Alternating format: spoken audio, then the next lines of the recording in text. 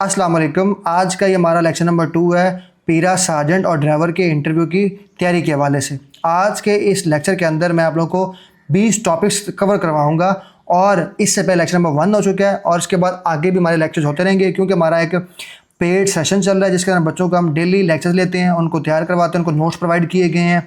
पीरा डिपार्टमेंट के मुतालिक और जीके के मुतालिक सारे नोट्स प्रोवाइड कर दिए गए हैं और उसके साथ उनको लेक्चर्स भी प्रोवाइड किए जा रहे हैं।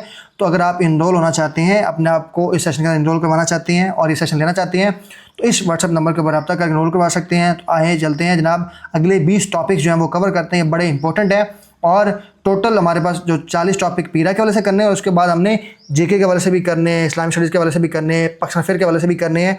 आज बेसिकली इस लेक्चर के अंदर हम 20 टॉपिक्स कवर करेंगे। मेरा नाम है मोहम्मद यूनुस भट्टू जी। अगर आप चैनल में पहली दफ़ा हैं चैनल सब्सक्राइब कर लें क्योंकि आगे बहुत सारे आपके लिए लेक्चर्स आने वाले हैं। और अगर आप जल्दी तैयारी करना चाहते हैं तो इस व्हाट्सएप नंबर के ऊपर रब्ता करके अपने आप को इनरोल करवा के तैयारी आज से शुरू कर सकते हैं और बहुत अच्छी तैयारी कर सकते हैं। जो पहले लेक्चर हो चुके हैं वो आपको जनाब मिल जाएंगे ड्राइव फोल्डर के अंदर, मतलब रिकॉर्डेड लेक्चर आपको मिल जाएंगे एक साथ ही। अस्सलाम वालेकुम, ये हमारी आज की क्लास नंबर 2 है। क्लास नंबर 1 हम गूगल ड्राइव के अंदर अपलोड करके बच्चों को दे चुके हैं। अगर आप लोग अभी बाद में ज्वाइन किया है आपने तो आप पहले क्लास के लिए मुझे मैसेज कर सकते हैं, वो आपको गूगल ड्राइव के थ्रू प्रोवाइड कर दी जाएगी।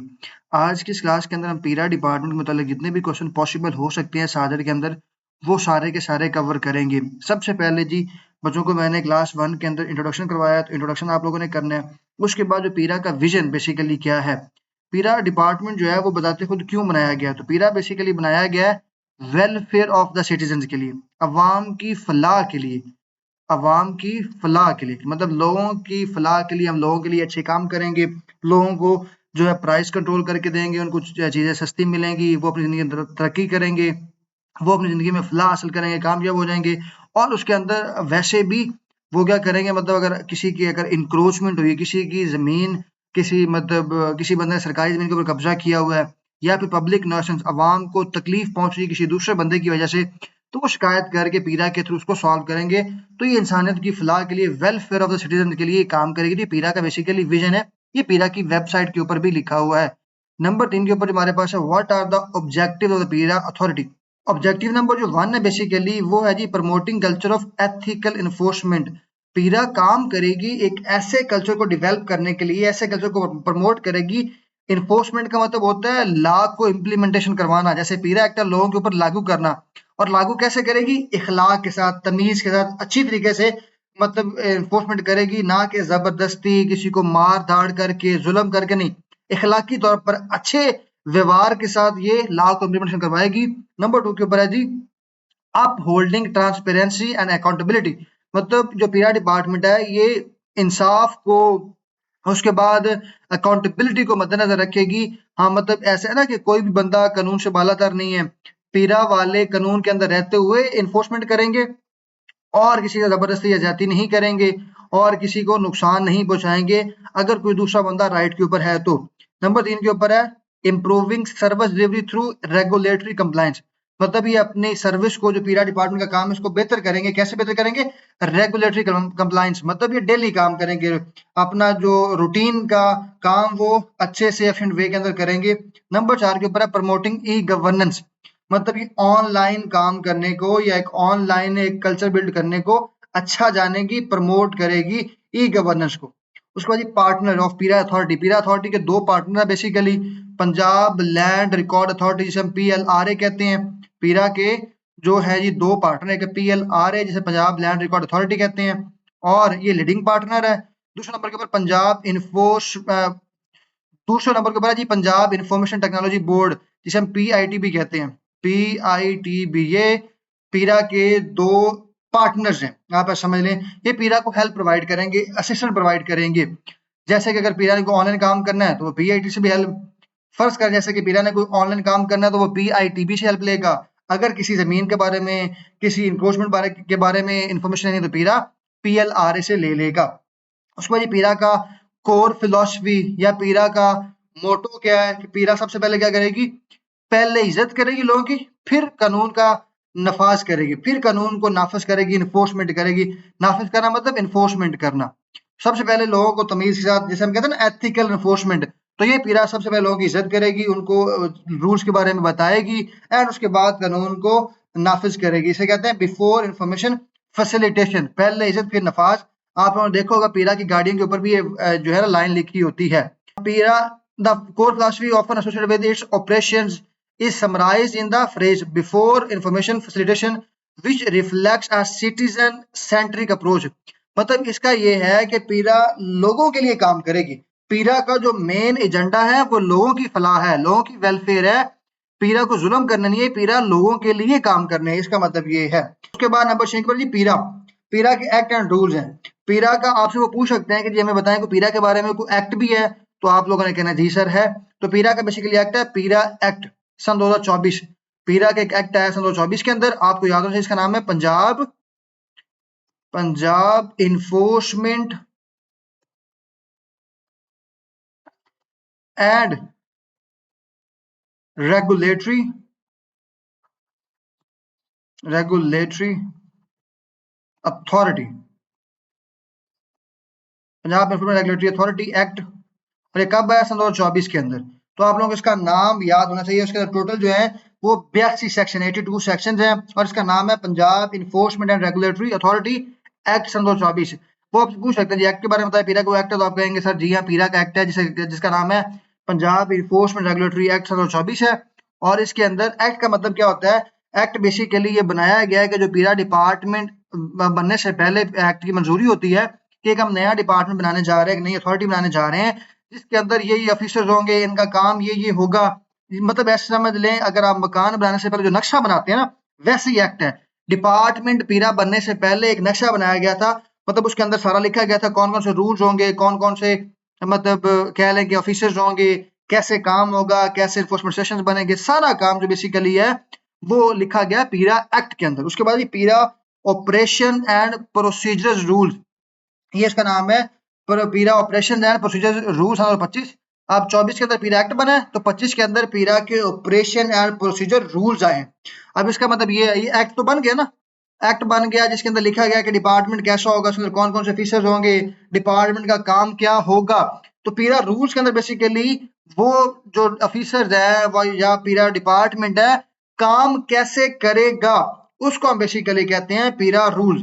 रूल्स के अंदर लिखा जाता है कि कोई भी बंदा या कोई डिपार्टमेंट कैसे काम करेगा, किन असूलों के ऊपर या क्या तरीकेकार होगा। लेट्स सपोज अगर किसी जगह पर इंक्रोचमेंट हुई है, उस इंक्रोचमेंट को खत्म करना है, इन्फोर्समेंट ऑफिसर कैसे जाएगा, वहां पर जाके कौन कौन सी रिपोर्ट बनाएगा और कितने दिन का टाइम देगा, तो वो सारे का सारी चीजें इस पीरा रूल्स के अंदर लिखी गई होती हैं। उसके बाद नंबर 7 के ऊपर पीरा के शेड्यूल लाज, आपसे पूछ सकते हैं जी पीरा के शेड्यूल लाज भी हैं, और ये अक्सर क्वेश्चन कर लेते हैं। तो पीरा के जी पीरा एक्ट है ना, ये जो पीरा एक्ट है, इसके जब ये एक्ट खत्म होता है ना, तो इसके एंड पे जनाब 5 शेड्यूल लाज लिखे गए।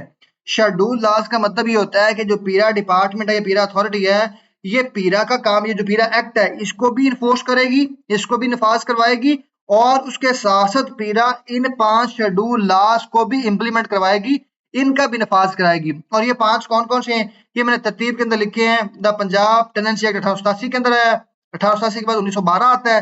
तो the colonisation of government land act 1912 का है, 1912 के बाद 1967 आता है। The Punjab land revenue act 1967 वाला है। उसके बाद सन 2020 आता है, the Punjab prevention of hoarding act 2020 के मुतालिक है, एंड सन 2020 के अंदर आया था the Punjab price control of essential commodities act 2024 के अंदर आया है। तो ये बेसिकली 5 के 5 है शेड्यूल लाज पीरा के।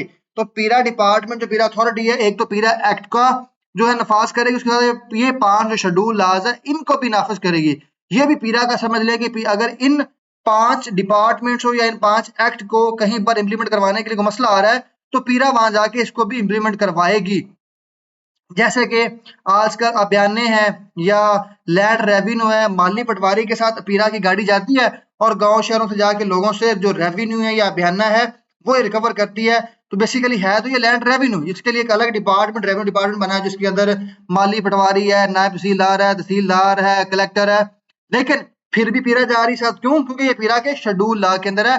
पीरा डिपार्टमेंट पीरा एक्ट को भी नाफिज करवाएगी और उसके साथ साथ इन 5 शेड्यूल लाज को भी नाफिज करवाएगी। ये आपने 5 नाम रट लेने, याद कर लेने अच्छे से। उसके बाद नंबर 8 के ऊपर है जी पीरा व्हाट इज पब्लिक न्यूसेंस। तो ये बेसिकली नाम यहाँ गलत लिखा गया। व्हाट इज पब्लिक न्यूसेंस, इसकी डेफिनेशन बताएं कि पब्लिक न्यूसेंस होती क्या है। मतलब अवाम को जो परेशानी होती है ना, अवाम की परेशानी, अवाम जहाँ में परेशान हो रही है, वो बेसिकली उसका मतलब क्या है यहाँ पर इस एक्ट के अंदर। पब्लिक नॉसेंस मीन्स एन एक्ट, एक ऐसा काम। पब्लिक नॉसेंस का मतलब है कोई ऐसा काम या फिर ओमिशन। ओमिशन मतलब होता है कोई काम ना करना या ना मानना, मतलब कोई ऐसा काम करना जो कानून के खिलाफ है, या ऐसा काम ना करना या ऐसे काम से मना कर देना जो कानून कहती है करो। फर्ज करें एक लेट्स सपोज मतलब कानून कहता है कि जी आपने गली के अंदर, जो सरकारी गली है उसके अंदर आपने कोई मकान नहीं बनाना, कोई वहां पे चीज खड़ी नहीं करनी, और आप खड़ी कर देते हैं, आप कानून को नहीं मानते, तो आप क्या कर रहे हैं, पब्लिक नॉसेंस कर रहे हैं। या कोई ऐसा काम कर रहे हैं, लेट्स सपोज आप सरकारी जमीन के ऊपर घर बना लेते हैं, तो आप उसके ऊपर आपने कोई ऐसा काम पहले कर चुके हैं, बना चुके हैं, तो वो क्या है, गैर कानूनी काम है। या आप प्राइस कंट्रोल, जो डिपार्टमेंट पीरा का है, या पीरा मतलब डिपार्टमेंट जो है प्राइस कंट्रोल करेगी, तो अगर आप लोग वो बात नहीं मानते, आप चीज महंगी बेच रहे हैं, तो वो भी आप क्या कर रहे हैं, आप एक बेसिकली एक ऐसा काम कर रहे हैं जो कानून के खिलाफ है। तो वो बेसिकली क्या आता है, पब्लिक नॉइसेंस के अंदर आता है, जिससे मतलब अवाम परेशान होगी, जिससे अवाम को मसला होगा और अवाम परेशान होगी, और अवाम जनाब क्या करेगी, उसको चीजें महंगी मिलेंगी। या फिर अगर कोई सरकारी जमीन के ऊपर आपने कोई जगह रख दी है, लेट्स कोई चीज बना ली है, कोई चीज खड़ी कर दी है, कोई चीज मतलब वहां पर कोई ऐसी चीज रख दी है जो जहां से अवाम को गुजरने में मसला आ रहा है, तो वो बेसिकली क्या होता है, पब्लिक न्यूसेंस होती है। फर्ज करें शहर के अंदर छोटी छोटी गलियां होती हैं और लोगों ने वहां पर जानवर बांधे होते हैं, अपनी बाइक खड़ी की होती हैं, और लोगों को आगे जाने में मसला होता है, that is called basically public nuisance. या कोई ऐसा काम करना या फिर कानून की ऐसी खिलाफ वर्जी जिससे अवाम को परेशानी हो रही हो, अवाम पर दुश्वारी से दो चार हो रही हो, that is called basically public nuisance. उसके बाद है जी, in many cases obstructions, danger, annoyance, injury or inconvenience to public.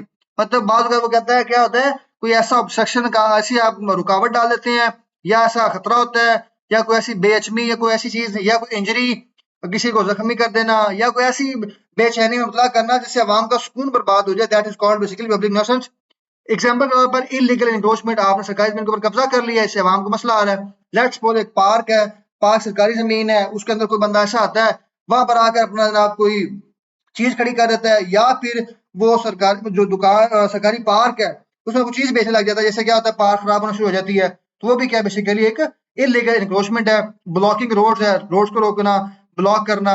Creating unsafe है कंडीशंस है, मतलब कूड़ा करकट फेंक देना किसी मतलब गली के अंदर। होर्डिंग, मतलब होर्डिंग का मतलब ये होता है कि फर्ज करें किसी चीज की जखीरा नोजी कर लेना, चीनी की जखीरा नोजी कर लेना, गंदम की कर लेना, ताकि क्या हो जाता है अवाम के मतलब अवाम के लिए चीजें वो कम होती हैं। देखें एक फर्ज करें जी 100 लोग हैं, 100 लोगों के लिए 100 किलो चीनी होनी चाहिए, लेकिन एक बंदा आता है, वो क्या करता है, वो सारी चीनी खरीद लेता है और अपने घर में रख लेता है। अब वो चीनी बाजार में तो है नहीं, अब लोगों को चीनी चाहिए, तो अब लोग क्या करेंगे, महंगे दामों में खरीदेंगे, और वो जो जिसने सबसे ज्यादा खरीद ली, जिसने जखीरा अंदोजी कर ली, जिसने होर्डिंग कर ली है, होर्डिंग मतलब होता है जखीरा अंदोजी, जिसने जखीरा अंदोजी कर ली है, वो फिर महंगे अपने दामों में बेचेगा। उससे क्या होगा, फिर अवाम को वही चीज जो पहले 100 रुपए किलो बिकनी थी, अब वो चाहे उसको 200 किलो बेच ले, 200 किलो 200 रुपए पर केजी।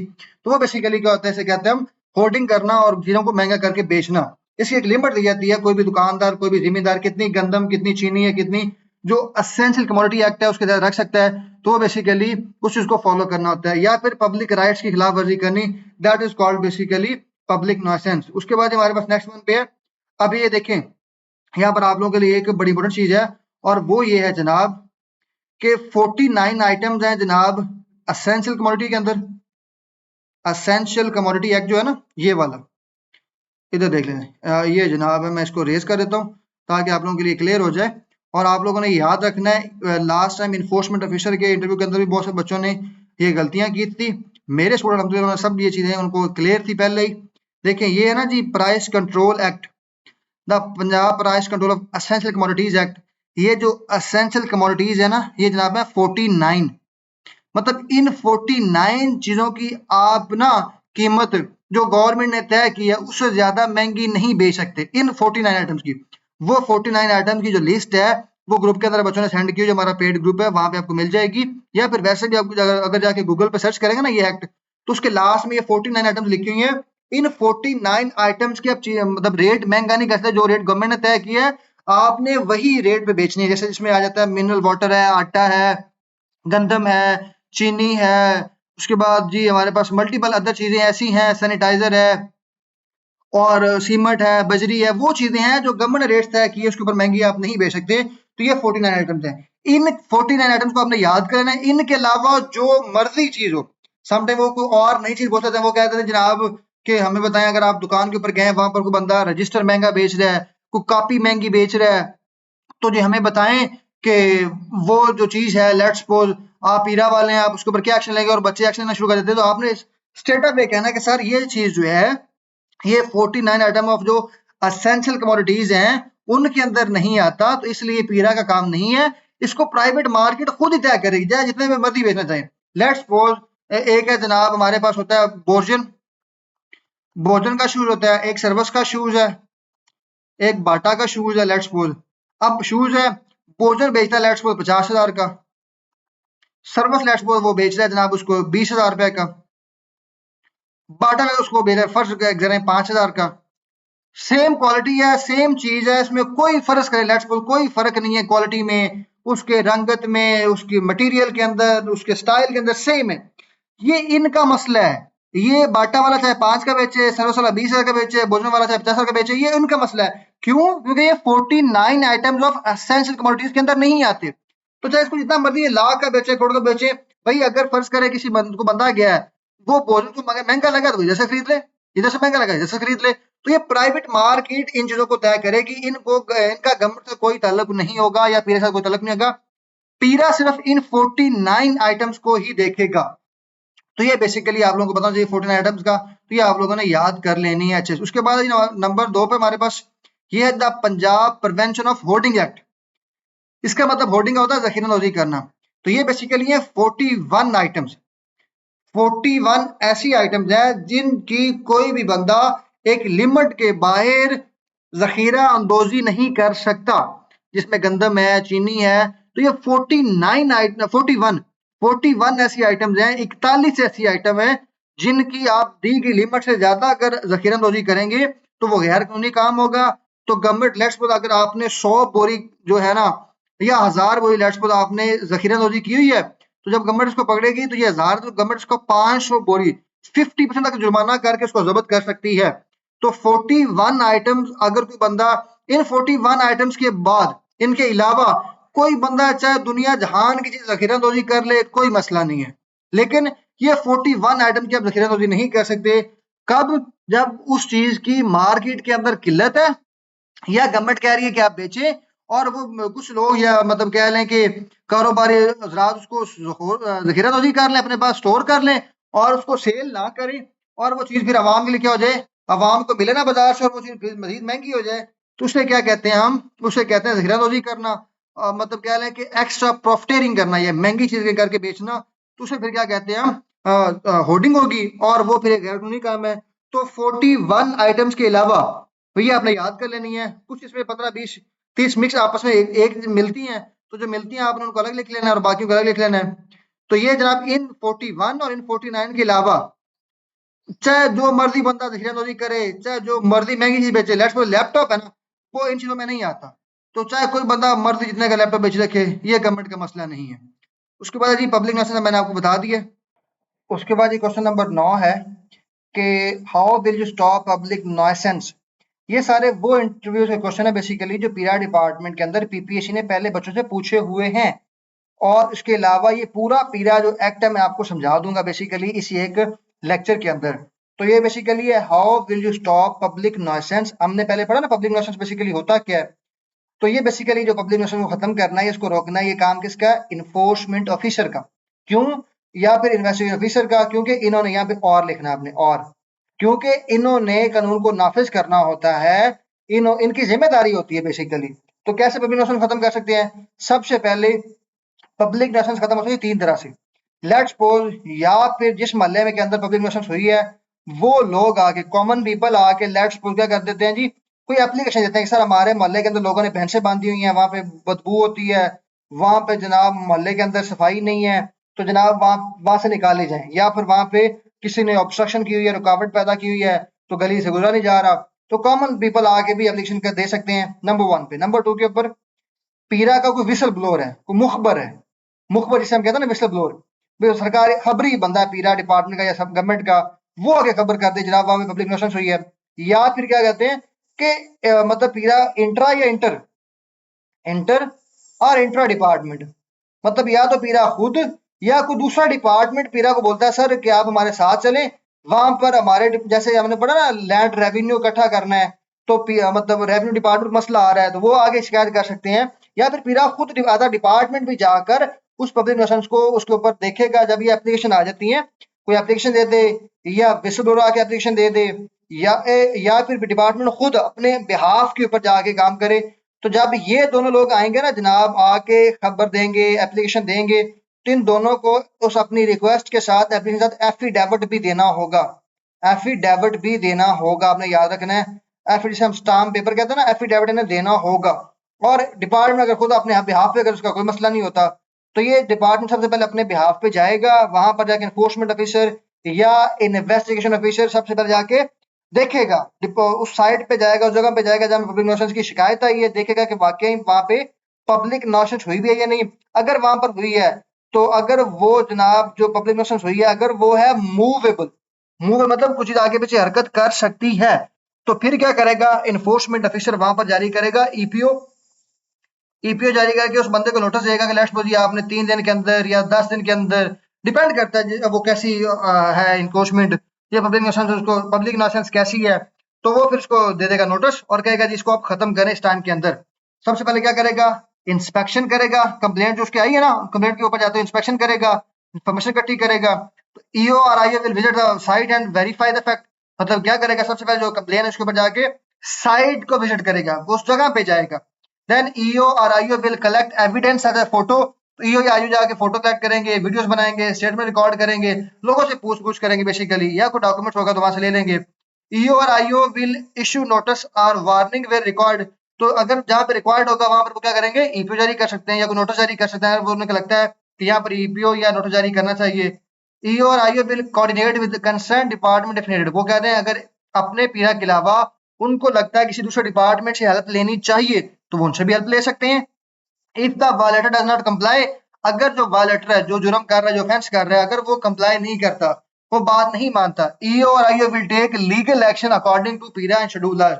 तो अगर वो नहीं मानता बात को तो फिर पीरा वाले ईओ और आईओ फिर है या एसडीओ है या हेयरिंग ऑफिसर है वो अपने हिसाब से फिर एक्शन लेंगे। तो ये बेसिकली आप लोगों को पता होना चाहिए। इस तरह से कोई भी होती है, अगर मूवेबल एनक्रोचमेंट है तो ये साथ तरीके कार होगा।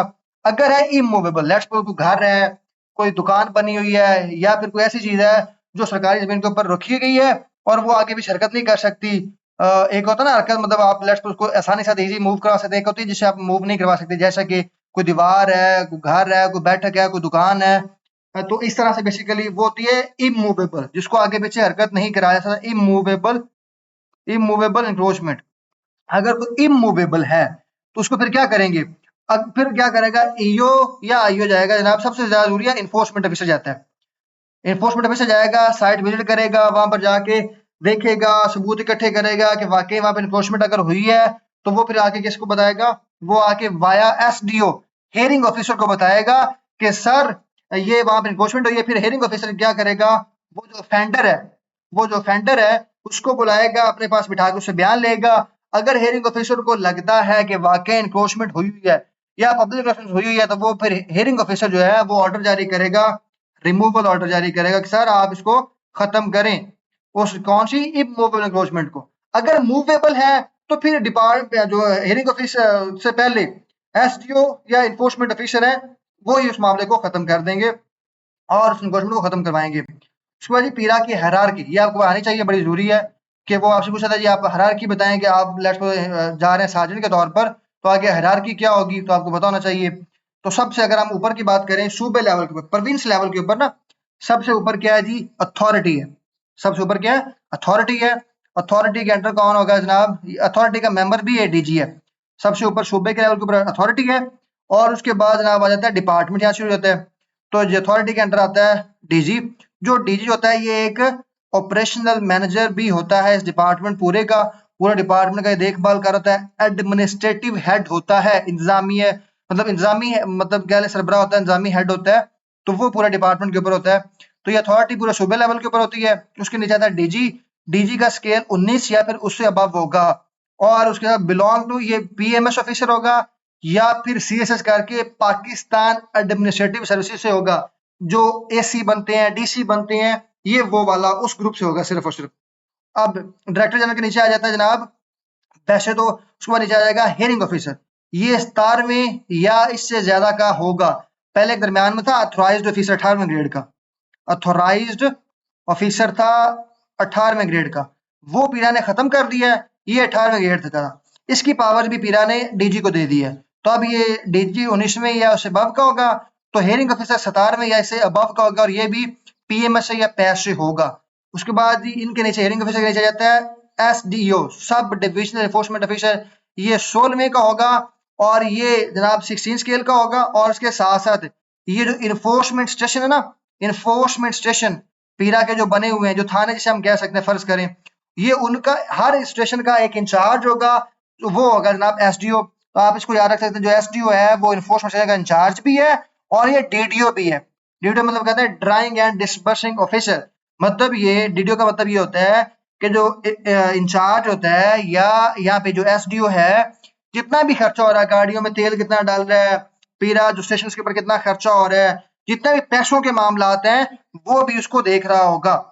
उसके बाद ये SDO के नीचे जाता है एनफोर्समेंट ऑफिसर, ये 3 स्टार ऑफिसर होता है, और ये 14 स्केल का है। उसके बाद नीचे है इन्वेस्टिगेशन ऑफिसर, ये 17वें का है, सॉरी 11वें स्केल का है, 11 स्केल का 11 का है। उसके नीचे जनाब है सार्जेंट फील्ड, सार्जेंट हो गया है, सार्जेंट ड्राइवर हो सकते हैं, सार्जेंट जैसे आप लोग इंटरव्यू की तैयारी कर रहे हैं, सार्जेंट ड्राइवर हैं। उसके बाद ये फील्ड इन्फोर्समेंट स्टाफ हो गया, तो ये 7वें का या फिर 7वें से अबव के हो सकते हैं, जैसे 7वां या फिर 9वें के, जैसे अब सीनियर सार्जेंट होगा तो 9वें स्केल का होगा, तो इस तरह आप इसको याद करेंगे। नीचे से अगर शुरू करें, sergeant, IO investigation officer, EO enforcement officer, SDO, HO hearing officer, DG and authority, तो ये इसकी बेसिकली होगी हायरार्की से, वर्टिकल हायरार्की कहते हैं, नीचे से ऊपर। उसके बाद हमारे पास है नंबर 11 के ऊपर, ये आपको लाजमी तौर पर हर बच्चे को सार्जेंट या ड्राइवर सार्जेंट लोगों को पता होनी चाहिए, और वो जनाब है power and functions of sergeant. Power and function of sergeant, इनका क्या काम होगा, इनकी क्या पावर होगी ये डिपार्टमेंट के अंदर।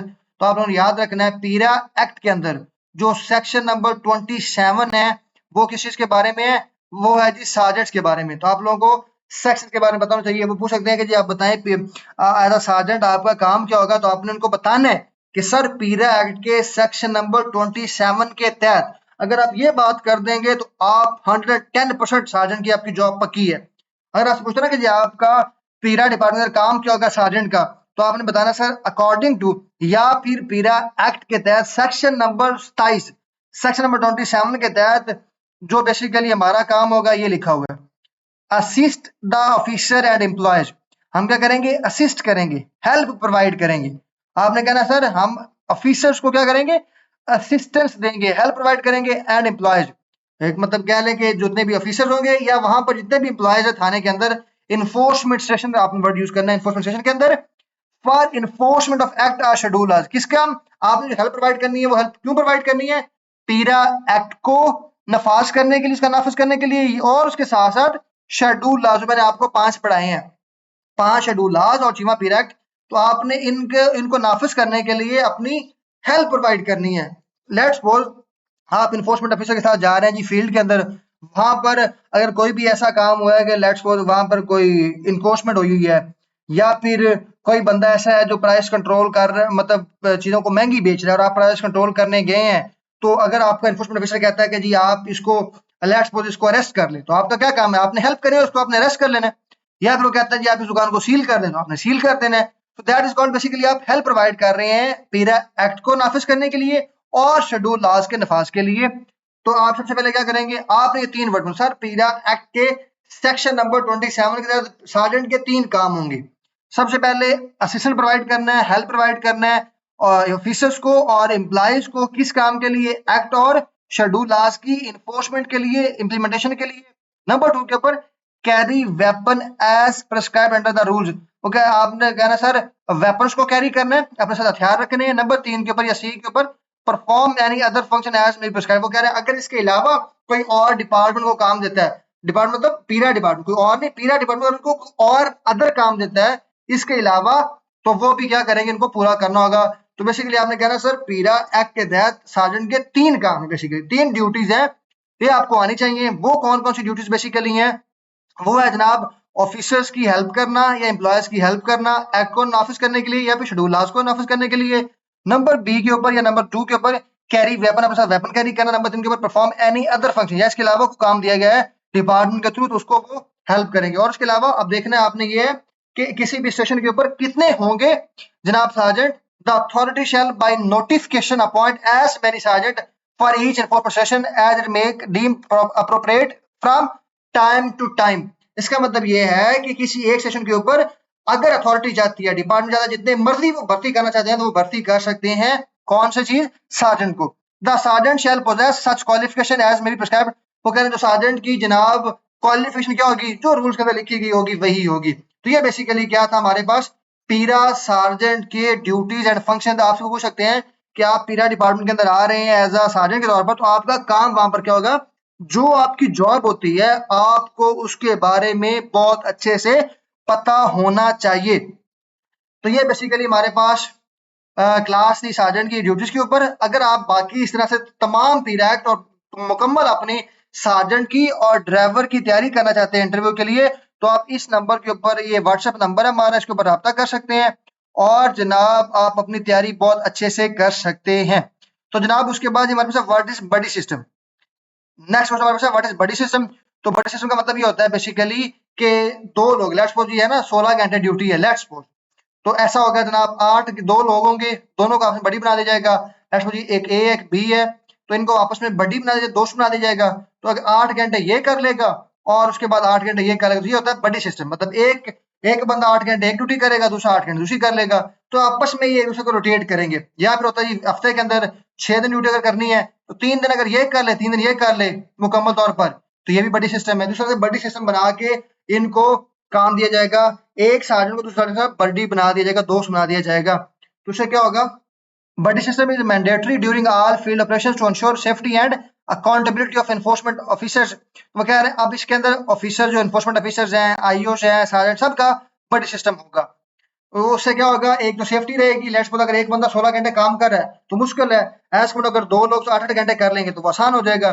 तो ऑफिसर्स की अकाउंटेबिलिटी भी रहेगी। अगर एनफोर्समेंट ऑफिसर को दूसरे एनफोर्समेंट ऑफिसर के साथ बड़ी बना दिया जाता है, तो इस तरह सार्जेंट को भी एक दूसरे से बड़ी बनाया जाएगा। Each officer is paired with another officer or sergeant as per the operational deployment plan two. वो कह रहे हैं हर ऑफिसर को दूसरे ऑफिसर के साथ और हर सार्जेंट को दूसरे सार्जेंट के साथ बड़ी बनाया जाएगा। ऑपरेशनल जो डिप्लॉयमेंट है, लेट्स सपोज सुबह 8 घंटे जो एक आएगी शिफ्ट, उसके अंदर कौन सा एनफोर्समेंट ऑफिसर होगा, कौन सा आईओ होगा, कितने सार्जेंट्स होंगे, तो वो सारे सारे उस प्लान के अंदर शामिल होंगे। उसके बाद provide mutual support during enforcement duties. इससे क्या होगा, जो एक दूसरे के बडी होंगे तो एक दूसरे को म्यूचुअल सपोर्ट भी प्रोवाइड करेंगे। Check each other compliance with protocols including body camera, तो वो एक दूसरे के काम भी चेक कर रहे होंगे, एक दूसरे के ऊपर नजर भी रखेंगे। रिपोर्ट मिसकंडक्ट और procedure breaches to the subdivision enforcement officer. तो ये अगर कोई दूसरा उसका बडी है, लेट्स जो बी है, ये ए बडी है, अगर बी ऐसे काम नहीं कर रहा तो ए जाके किसको बताएगा, एसडीओ को बताएगा अपने बडी के बारे में, वो ड्यूटी सही नहीं दे रहा, मैं ड्यूटी ज्यादा दे रहा हूँ। तो ये बेसिकली इस तरह से आप क्या करेंगे, अपना एसडीओ के साथ अपने मतलब रिपोर्ट शेयर करेंगे।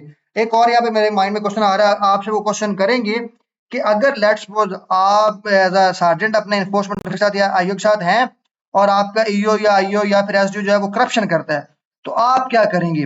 तो आप कहेंगे सर सबसे पहले तो ये जरूरी बात समझने की है कि उस जो ऑफिसर है, जो ईओ है या आईओ है या उसके ऊपर भी ऑफिसर है, तो पहली बात तो ये है कि वो ईओ या आईओ या एसडीओ जो है वो करप्शन करेगा नहीं, क्योंकि उनके ऊपर भी ऑफिसर है, उनके ऊपर अकाउंटेबिलिटी है, पूरा डिपार्टमेंट है, सोशल मीडिया इतना काम कर रहा है। तो सर मैं कोशिश करूंगा कि मैं अपनी ड्यूटी करूं और जो मुझे ऑर्डर्स मिलते हैं मैं उनको फॉलो करूं करूंगा या करूंगी। मुझे और आपसे वो पूछेंगे ना सर आप अपने हर अथॉरिटी को नहीं बताएंगे, तो कहिएगा सर पहली बात तो ये सर कि हमारे ऑफिसर ऐसा करेंगे नहीं, आईओ क्योंकि ये एक बहुत अच्छा डिपार्टमेंट है। नंबर 2 के करते भी हैं सर, उनके ऊपर हाई अथॉरिटी जो ऑलरेडी उनके ऊपर चेक एंड बैलेंस कर रही होगी तो वो खुद देख लेंगे। मेरा सर काम है ऑर्डर्स को फॉलो करना, क्योंकि पीरा के अंदर लिखा गया है कि मैंने असिस्ट करना है, मैंने हेल्प प्रोवाइड करनी है एम्प्लॉयर को, एम्प्लॉयज को और ऑफिसर्स को। और अगर कहते हैं कि सर बहुत ज्यादा अगर हद से बढ़ के हो जाता है या फिर वो मतलब अकाउंटेबिलिटी हो नहीं रही, तो सर मैं फिर कोशिश करूंगा कि मैं मतलब किसी लीगल तरीके से बताऊं, अदरवाइज मैं ऐसा किसी को कुछ बताऊंगा नहीं। मतलब हर अथॉरिटी ऑलरेडी इसके ऊपर काम कर रही होंगी, तो ये मेरा काम है सिर्फ हेल्प प्रोवाइड करना, ना कि मेरा काम है चुगलखोरी करना या ऐसा काम करना। और सम टाइम ऐसा होता है मुझे जो लगे वो ब्रीच है लेकिन हालांकि वो ब्रीच ना हो, तो मेरा मेरा काम है अपनी ड्यूटी पूरी करना। उसके बाद जी who is chairperson of the PERA authority, PERA authority का जो चेयरपर्सन वो कौन होगा, तो जो chief minister of the Punjab is the chairperson of the authority, जो मतलब चेयरपर्सन होगा। जैसे कि अथॉरिटी हमने पढ़ी ना, सबसे ऊपर अथॉरिटी होती है, तो प्रोविंस लेवल के ऊपर, सूबे के लेवल के ऊपर, तो जो सीएम होता है जैसे आजकल मरीम नवाज है, तो वो बेसिकली क्या होगी, वो होगी जनाब चेयरपर्सन होगी अथॉरिटी। अगर कल को और सीएम आ जाता है तो वो अथॉरिटी का क्या होगा, चेयरपर्सन होगा। उसके बाद जनाब है अथॉरिटी की हायरार्की, ये जो पीरा का अथॉरिटी है ना हमने पढ़ा, इसकी हायरार्की क्या होगी, तो इसके टोटल 18 मेंबर होते हैं। सबसे पहले जो चेयरपर्सन होता है वो सीएम होता है, वाइस चेयरपर्सन होता है वो चीफ सेक्रेटरी होता है, और आजकल है जी जमान अख्तर खान है, जमान अख्तर, ये आपने याद करना है। जमान अख्तर जनाब है चीफ सेक्रेटरी है, उसके नीचे होता है। उसके बाद ये मेंबर जनाब है senior member board of revenue है पंजाब का, फिर ये मेंबर है ये मतलब तीसरा बंदा ये है सेक्रेटरी होम डिपार्टमेंट का, चौथा ये है प्रोविंशियल पुलिस ऑफिसर, ये पांचवें है। ये आगे फाइनेंस मिनिस्टर का सेक्रेटरी है, फिर secretary services wing S and गैर का मेंबर एक ये आ जाएगा, secretary local government and community development member ये एक आ जाएगा। उसके बाद ये हमारे सेक्रेटरी पब्लिक प्रोसिक्यूशन डिपार्टमेंट का एक बंदा ये आ जाएगा, secretary price control and commodities management का एक बंदा ये आ जाएगा। Then 3 member of Punjab assembly, 3 member होंगे पंजाब असेंबली में से, इंक्लूडिंग 1 फीमेल, इनके अंदर एक फीमेल होगी, नॉमिनेटेड बाय द सीएम, तो इनको कौन नॉमिनेट करेगा, इनको सीएम करेगी। उसके बाद ये 4 इंडिपेंडेंट मेंबर्स होंगे, जिनको कौन सिलेक्ट करेगा, इनको सिलेक्शन पैनल सिलेक्ट करेगा। और उसके बाद ये एक होगा डीजी, तो ये 18 मेंबर टोटल होंगे। जो डीजी होगा बेसिकली अथॉरिटी का मेंबर भी होगा, और उसके साथ साथ ये सेक्रेटरी भी होगा, तो ये बेसिकली सेक्रेटरी भी होगा पूरा अथॉरिटी का, और ये इसका मेंबर भी होगा। तो ये बेसिकली इस तरह से हमारे पास है अथॉरिटी की हायरार्की या अथॉरिटी जो है उसकी जो है कंपोजिशन, कि अथॉरिटी के अंदर कौन कौन से लोग होंगे, तो ये 18 मेंबर होंगे। उसके बाद what is the composition of the district board, अब अथॉरिटी है सूबे के ऊपर, देखिए ना, लेट्स सपोज हमारा प्रोविंस, ये जो सूबा है ना पंजाब, पंजाब लेवल के ऊपर जो काम कर रही है वो अथॉरिटी है। इसी तरह इसके नीचे हर सूबे के अंदर क्या होता है आपको पता है, डिवीजन बनाई जाती हैं, डिवीजन होती हैं, और डिवीजन के अंदर होता है डिस्ट्रिक्ट, डिस्ट्रिक्ट। तो ये बेसिकली जो डिस्ट्रिक्ट है ना, जो डिस्ट्रिक्ट के नीचे तहसील आ जाती है, या फिर डिस्ट्रिक्ट के अंदर सब डिवीजन आ जाती है, तो ये डिवीजन लेवल के ऊपर एक बोर्ड बनाया जाएगा जिसे हम कहते हैं डिस्ट्रिक्ट इन्फोर्समेंट रेगुलेटरी बोर्ड, जिसे हम डर्ब बोलते हैं, district enforcement and regulatory board, DERB भी से बोलते हैं। ये जो डर्ब होगा ये बेसिकली जितना भी जिले के लेवल के ऊपर, जिले के अंदर अंडर जितना भी काम हो रहा है उस पीरा के डिपार्टमेंट के वाले से उसको देखभाल कौन करेगा, उसको डर्ब करेगा, डिस्ट्रिक्ट इन्फोर्समेंट रेगुलेटरी बोर्ड करेगा। और इसके मेंबर होते हैं बेसिकली 11 मेंबर्स होते हैं। वो कौन कौन से हैं, जो डर्ब होता है जैसे अथॉरिटी का चेयरपर्सन होता है वैसे डर्ब का चेयरपर्सन भी होता है, और वो होता है डिप्टी कमिश्नर होता है। उसके बाद मेंबर इसका डिस्ट्रिक्ट पुलिस ऑफिसर होता है, डिस्ट्रिक्ट, उसके बाद नंबर 3 के ऊपर है district heads of department of schedule laws, 5 member ये होते हैं। हमने पढ़ा ना 5 शेड्यूल लॉज हैं, तो हर शेड्यूल लॉज का हेड ये है डिस्ट्रिक्ट हेड्स, देखो ना डिस्ट्रिक्ट हेड होता है एक वर्ड, ये डिस्ट्रिक्ट हेड्स है, मतलब 5 जो है शेड्यूल लॉज है, तो हर शेड्यूल लॉज एक बंदा होगा, 5 ये होंगे। उसके बाद डिस्ट्रिक्ट पब्लिक प्रोसिक्यूटर ये एक होगा, डिस्ट्रिक्ट अटर्नी ये होगा, एडिशनल डिप्टी कमिश्नर जनरल होगा एडीसीआर, जिसे एडीसीजी कहते हैं, एडीसीजी ये होगा एक, एंड एनी अदर एक्सपर्ट या कोऑपरेटिव फॉर पब्लिक और प्राइवेट सेक्टर, तो एक और प्राइवेट सेक्टर से बंदा लिया जाएगा। तो टोटल 11 मेंबर होंगे बेसिकली बोर्ड का हिस्सा होंगे। हमारे पास है व्हाट इज ऑफेंस, ऑफेंस क्या होता है, an offence is an act or omission that is punishable under the law, मतलब जो अंडर लॉ के कानून के मतलब खिलाफ को काम करना या कानून की ना मानना, that is called basically offence. EPS में जाने से पहले मैं आपको जो चीज बताता हूँ बड़ी इंपॉर्टेंट है, वो जब ये है कि जो डर्ब है ना डिस्ट्रिक्ट बोर्ड है, उसकी मीटिंग हर 3 महीनों के अंदर लाजमी तौर पर एक दफा होगी। जो डिस्ट्रिक्ट बोर्ड है ना, जो जिले के ऊपर एक बोर्ड बनाया गया, पीरा के ऊपर एक, जो कह लें कि हियरिंग ऑफिसर के ऊपर एक बोर्ड बनाया गया है, तो वो जो बोर्ड बेसिकली होगा, सबसे पहले नीचे सार्जेंट है ना जी, सार्जेंट के ऊपर आईओ है, उसके ऊपर जनाब ईओ है, ईओ के ऊपर एसडीओ है, तो एसडीओ के ऊपर जनाब बना एक होता है अथॉरिटी हेयरिंग ऑफिसर होता है, हेयरिंग ऑफिसर के ऊपर होता है बेसिकली बोर्ड आ जाता है, जो जिले के ऊपर देख रहा था मामलात को, मतलब हेयरिंग ऑफिसर किसको, अगर कोई इसको हेल्प चाहिए या रिपोर्ट करना है तो वो बोर्ड को करेगा, मतलब बोर्ड का चेयरमैन होता है डिप्टी कमिश्नर डीसी को करेगा। तो बेसिकली हर 3 महीनों के अंदर कम से कम एक दफा मीटिंग बुलाना लाजमी होता है। नंबर 2 के ऊपर, हाँ अगर इमरजेंसी में पहले भी मीटिंग करनी है तो वो की जा सकती है, 3 महीने का लिमिट लाजमी नहीं है, 3 महीनों के अंदर लाजमी एक दफा करनी है, अगर उससे पहले भी जरूरत पड़ी तो वो मीटिंग हो सकती है।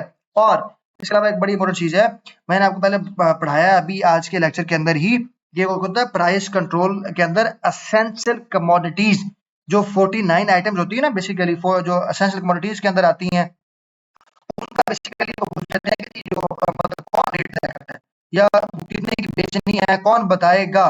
तो बेसिकली जो एसेंशियल कमोडिटीज है ना, ये 49 आइटम्स हैं ये वाली, इनका बेसिकली जो रेट आता है वो डीसी ऑफिस से आ होता है, जो जिले के अंदर डिप्टी कमिश्नर ऑफिस है ना, वहां से डीसी के ऑर्डर के ऊपर जो इन्फोर्समेंट ऑफिसर है वो बेसिकली मंडी के अंदर भी जाता है, वहां पर जाके भी बोली करवाता है जो सब्जियां होती हैं, जो फ्रूट होते हैं।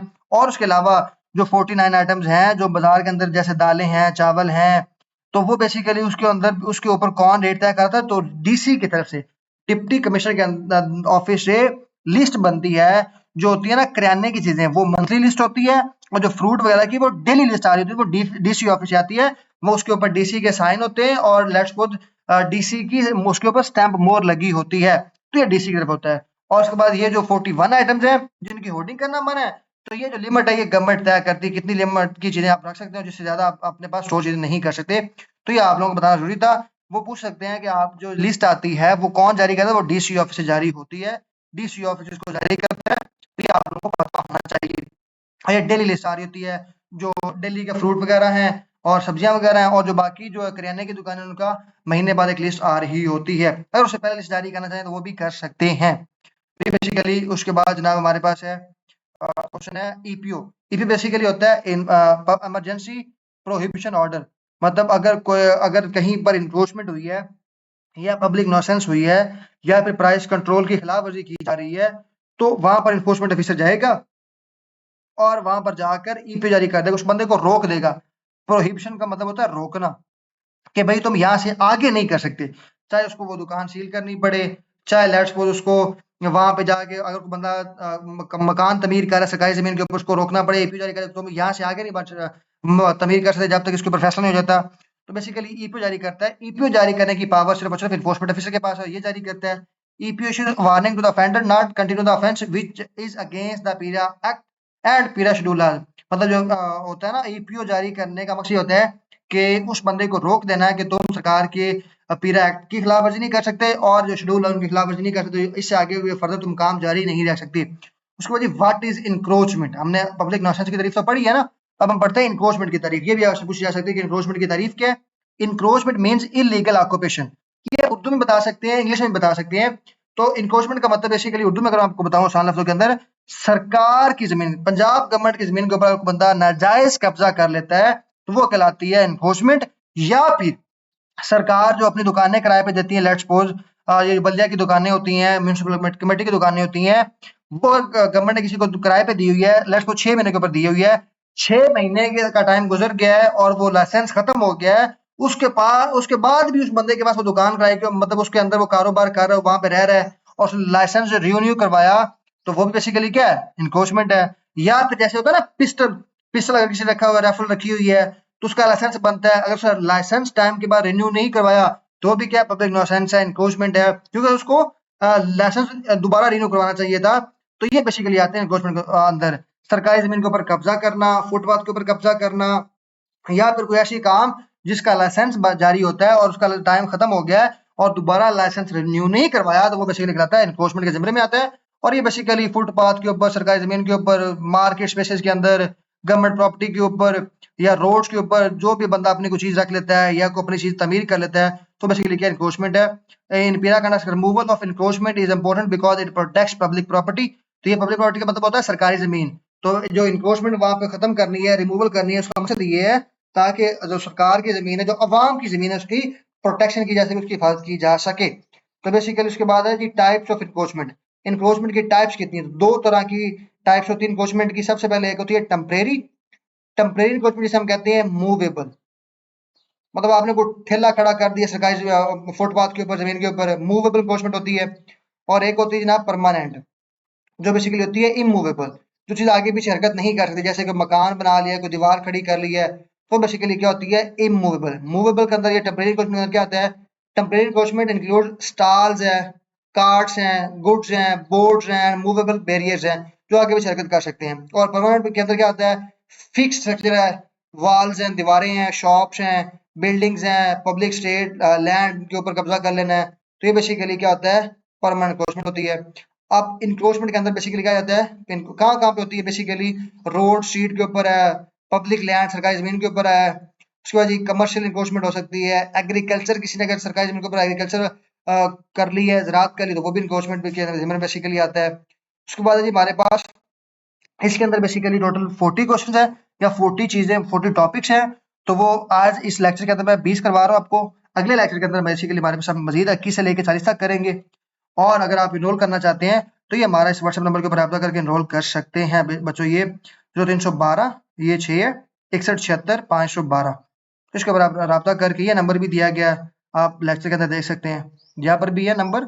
और उसके बाद भी ये वाला भी नंबर हमारे पास हमने हर स्लाइड के अंदर दिया हुआ है, तो आप इसके ऊपर रब्ता करके अपने आप को इनरोल करवा सकते हैं। तो जो लास्ट नंबर 20 टॉपिक है, टॉपिक नंबर जो 20 है, तो टॉपिक नंबर 20 है basically who can decide immovable encroachment under the PIRA act और रूल्स। जो इमूवेबल है इंक्रोचमेंट, ऐसी चीज जो आगे पीछे करने, जैसे दुकान है, मकान है, घर है, दुकान है, उसके ऊपर कौन फैसला करेगा? तो उसके ऊपर बेसिकली फैसला करेगा जनाब हेयरिंग ऑफिसर। मतलब कहीं पर किसी बंदे ने सरकारी जमीन को अगर कब्जा कर लिया है किसी भी बंदे ने, और जनाब वो क्या करता है वहां पर उसने उसको खत्म नहीं कर रहा, तो सबसे पहले क्या होगा जनाब, अगर कोई रिपोर्ट आती है, मैंने आपको बताया ना 3 तरह से कंप्लेन की जा सकती है। कोई बंदा आगे कॉमन मैन कर सकता है, कोई विश्व ब्लोअर आगे कर सकता है कंप्लेन, या डिपार्टमेंट खुद अपने बिहाफ के ऊपर या किसी दूसरे डिपार्टमेंट के ऊपर कहने के ऊपर कंप्लेन के ऊपर जाके सबसे पहले जो इन्फोर्समेंट ऑफिसर वो क्या करेगा जनाब, साइट को विजिट करेगा, सबूत इकट्ठे करेगा। सबूत इकट्ठे करने के बाद उसको अगर लगता है कि वाकई इन्फोर्समेंट हुई है, तो वहां पे उसको वो सारे जो जो है रिपोर्ट्स हैं, सारी चीजें वाया एसडीओ के थ्रू किसको सबमिट करवाएगा, हेयरिंग ऑफिसर को करवाएगा। जो है ना इमूवेबल एनक्रोचमेंट जिसकी हरकत नहीं कर सकती, उसके बारे में कौन डील करेगा, उसके बारे में डील करेगा हेयरिंग ऑफिसर। उसके जाके जमा करवा देंगे सब इन्फोर्समेंट ऑफिसर। उसके बाद क्या होगा जनाब, नेक्स्ट जो हमारे पास कंडीशन है, उसके बाद नेक्स्ट नंबर के ऊपर क्या करेगा जनाब, जो हेयरिंग ऑफिसर है वो जिस बंदे ने ऑफेंस किया हुआ है, इनक्रोचमेंट की, उसको बुलाएगा, उसको बोलेगा हाँ जी जनाब ये तुमने क्या 2 नंबरी की हुई है, मतलब अपना मुझे बताओ। अगर वो बंदा कहता है सर ये मेरी अपनी जमीन है, ये सरकार की जमीन नहीं है, तो फिर आके कोई अपना मतलब पर्चा अमल की है तो या प्रॉपर्टी के जो उसके ऊपर कोई उसके ऊपर डॉक्यूमेंट्स है वो दिखाएगा। अगर उस बंदे की जमीन है तो उसको हेयरिंग ऑफिसर बोलेगा ठीक है तुम जाके अपना कारोबार करो। और जो हेयरिंग ऑफिसर है वो दूसरे डिपार्टमेंट से, लेट्स सपोज अगर किसी ने सरकारी जमीन के ऊपर कब्जा किया हो ना, और वो बंदा कहता है जनाब ये जमीन है कि ये सर मेरी अपनी है, ये मेरी सरकार की नहीं है, वो आगे अपना दिखाता है डॉक्यूमेंट्स लाता अपने साथ। और जो है हेयरिंग ऑफिसर को शक होता है कि ये डॉक्यूमेंट झूठे हैं, तो वो माली पटवारी को, तहसीलदार को बुला सकते हैं, नायब तहसीलदार को बुला सकते हैं, जनाब ये बताएं कि सरकारी जमीन है, ये इस बंदे की है। तो वो आके प्रूव करेंगे, बताएंगे। अगर वो जमीन उस बंदे की हुई तो उस बंदे को आएगा चलिए ठीक है आप अपना कारोबार करें जी, बिस्मिल्लाह करें। अदरवाइज उसको जो हेयरिंग जो है ना, हेयरिंग ऑफिसर जब सारे तस्दीक मुकम्मल हो जाएगी उसके बाद उसको बोलेगा कि आपको 15 दिन का टाइम दिया जाता है, तुम 15 दिन के अंदर अंदर ये जो इंक्रोचमेंट को खत्म कर दो और दोबारा इंक्रोचमेंट आपने नहीं करनी इस जगह के ऊपर। तो ये बेसिकली हमारे पास क्वेश्चन नंबर 20 थे, 20 क्वेश्चन थे, 20, ये बेसिकली हमारे पास 20 टॉपिक्स थे इस चीज के बारे में। तो जो आप लोगों को हमने इस लेक्चर में कवर करवाए हैं, अगले 20 टॉपिक इंशाल्लाह हम नेक्स्ट वीडियो के अंदर, नेक्स्ट लेक्चर के अंदर करेंगे, नेक्स्ट क्लास के अंदर करेंगे। Wish you very best of luck, अच्छे से तैयारी करें, बहुत अच्छी अपॉर्चुनिटी है, इसको मिस ना कीजिएगा। अल्लाह हाफिज।